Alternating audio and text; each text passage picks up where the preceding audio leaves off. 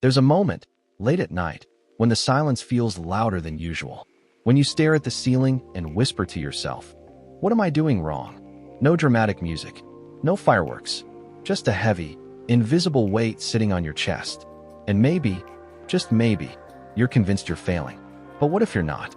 What if this low point isn't the end, but the middle of a reconstruction?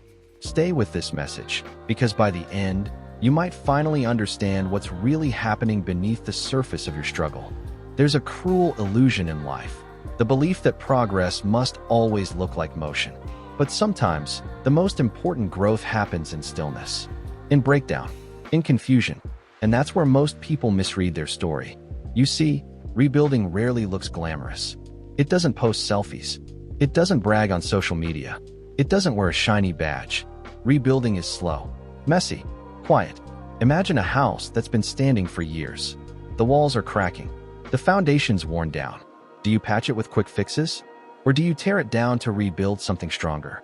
Most of us patch. We fake smiles. We keep routines. We ignore the rot until life, or grace, does us the unexpected favor of collapse. And that collapse feels like failure. But here's the truth no one tells you. Collapse can be sacred, not because it's easy, but because it clears space for something truer. The pain you feel, the fog in your mind, the sense of not recognizing who you are anymore, that's not evidence of failure. That's evidence of a foundation being ripped up and reworked. But of course, it doesn't feel that way when you're in it. It feels like you're falling behind, like everyone else has it figured out, like the clock is ticking louder every day. And still, you can't seem to move. Let's talk about that moment, the one where you feel paralyzed. The dishes are piling up. The inbox is full. Your body aches. And somehow, the world expects you to perform like nothing's happening. Here's something few people say out loud. Resting isn't failing. Falling apart isn't failing. Being quiet isn't failing. Sometimes, the absence of noise is exactly what rebuilding needs. You are not behind. You are not broken beyond repair. You are simply in process. And every masterpiece goes through a phase where the artist steps back, reevaluates, adjusts. What you're going through is not a personal defect. It's the part of your story no one claps for, but the one you'll eventually look back on and whisper, "That's where I came back to life." There's something sacred about the silent seasons. Not the kind of silence that feels peaceful, but the kind that feels unbearable. When everything slows down, or even stops, and you begin to hear thoughts that used to be drowned out by noise. In that stillness, something stirs. A whisper. Not "you failed," but "you're still here." And sometimes that's enough to rebuild from. You see, rebuilding isn't just putting pieces back together. It's asking, do I even want these same pieces? It's realizing that maybe the life you had wasn't truly yours. It was built on survival, not design. Expectations, guilt, comparison. You didn't choose all of it. You inherited some of it. And now it's collapsing because it wasn't meant to last. Maybe what's breaking isn't you. Maybe what's breaking is the lie you lived under. That you had to prove yourself. That you had to be constantly productive. That your worth depended on the opinions of others. That your pain made you weak. That your pace defined your value. Let that break. Let it all break. Because here's the quiet miracle. When false structures fall, truth has space to stand. So, why is it so hard to accept that you're rebuilding, not failing? Because we've been trained to equate struggle with inadequacy, to see rest as laziness, to view slowing down as defeat. You wake up late and feel shame. You cancel plans and feel guilt. You cry and immediately apologize, even when you're alone. You've been at war with yourself. And every time you try to rest, recover, or reflect, the world whispers, "You're falling behind." But behind who? Behind what? Growth is not a race. Healing is not linear.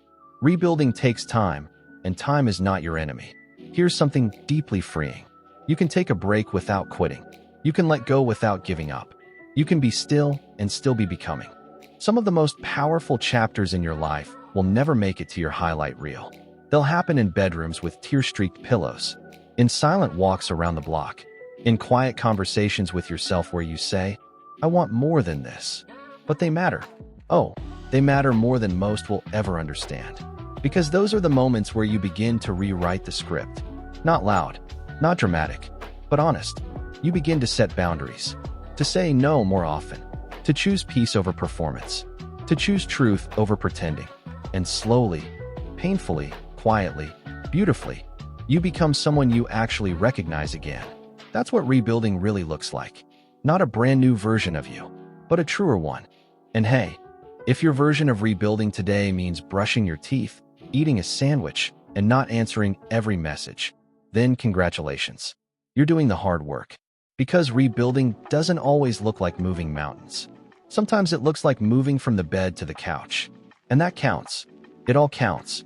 You don't need to prove anything right now. You don't need to be impressive. You don't need to have all the answers. What you need is permission to be exactly where you are, and to believe that this place is not your permanent home. You're in between. Between who you were and who you're becoming. Between collapse and creation. Between silence and voice. And the in-between is sacred too. Let's take a breath here. Not to rush toward a solution, but to recognize what you've already survived.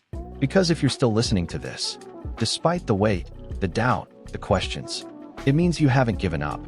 Maybe you've paused. Maybe you've fallen. But you haven't quit. And that matters. It matters more than the world has ever told you. You are not a failure. You are a foundation in progress. So what now? What does rebuilding actually look like in the real world? Where bills exist, people disappoint, and your energy runs out faster than your to-do list. It looks like choosing differently, quietly, and consistently. It looks like saying no without an essay of excuses. Going outside even when your mind tells you to stay buried. Forgiving yourself for needing more time. Leaving what's familiar but harmful. Starting something new, not because you're ready, but because you're tired of waiting for permission. It looks like making peace with the fact that healing is messy, that some days you'll feel strong and some days you won't. That success might look like joy on a Tuesday for no reason, or surviving a Sunday with heavy thoughts and no company. It looks like loving the version of you that no one claps for, because that's the real you, the one underneath the pretending, the one that breaks and still breathes. Here's something you can start doing today. Change your inner language.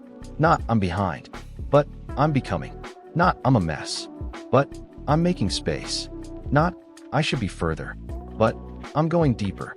And when the old voice comes, the one that shames, rushes, demands, you gently respond, "I'm rebuilding."